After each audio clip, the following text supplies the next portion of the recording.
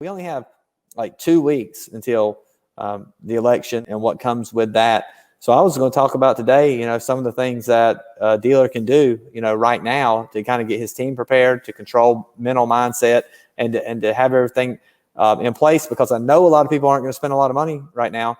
So if you better win through action. And so that's kind of what I was going to talk about today, is how do we get our guys, our team, our group of guys that watch the show, how do we get them better prepared to handle things, as we go through what could be a turmoil time in the automotive industry. So we're halfway through the month. It's October the 15th. Now, we told them back in September how to get prepared for October, but I know a lot of dealers are still sitting there on their thumbs, and they don't have the ads. A couple of dealers that were wanting to do something in November said, hey, can we just go ahead and do it in October? Yep. So it's the halfway mark.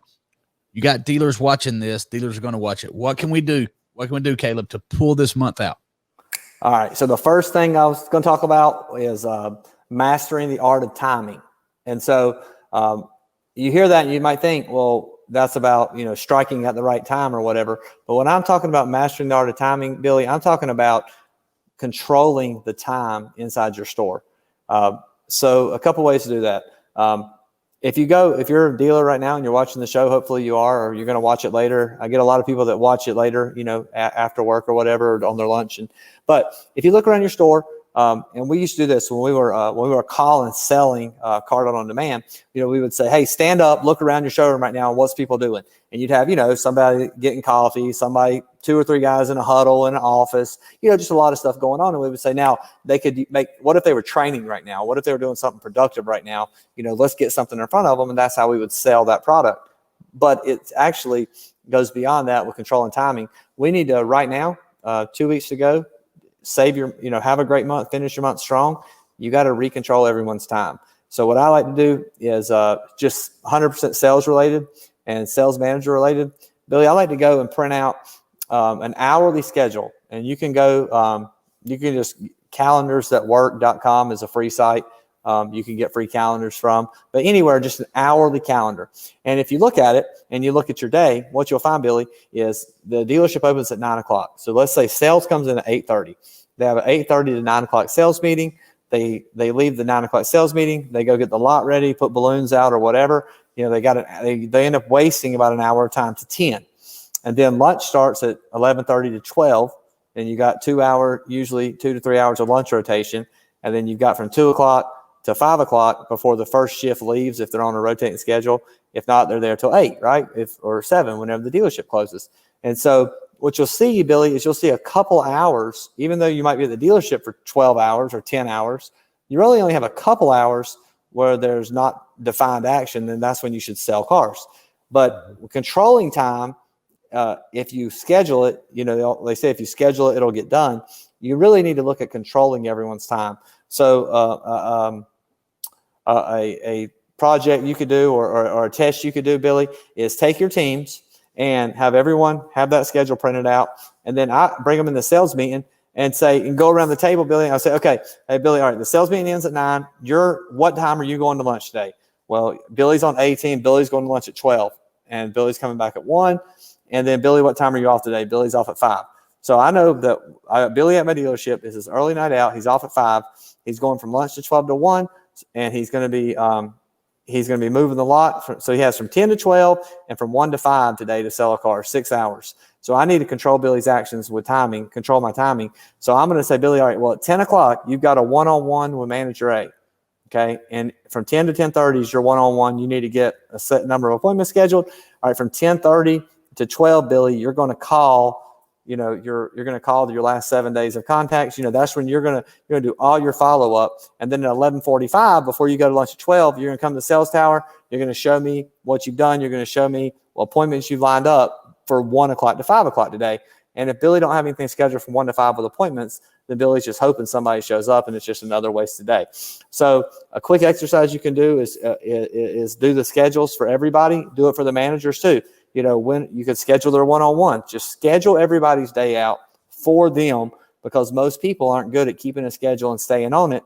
So as a general manager or general sales manager, you're going to need to schedule everyone's time out for the next 2 weeks and see how it goes and see if it works well for you. but I guarantee you, if you schedule the timeout, it'll work for you. And I saw Tim McCarn commenting right now.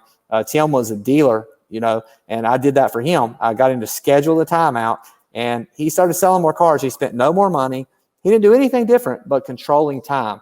So if you want to, speak to that, but I just said, master the art of timing over the next 2 weeks. As a matter of fact, that's what Paul so there's a big difference between management and leadership. I fall into the leadership category, but management is very necessary also. You have to manage people and you have to manage their time. White space on that daily calendar is the devil. Devil. You need to have a plan. So Paul is an excellent manager. He's my number 2 in charge up here. Paul has it's a ninja daily task sheet. And this even says Thursday on it. So, obviously he's got different things, and I totally understand that now.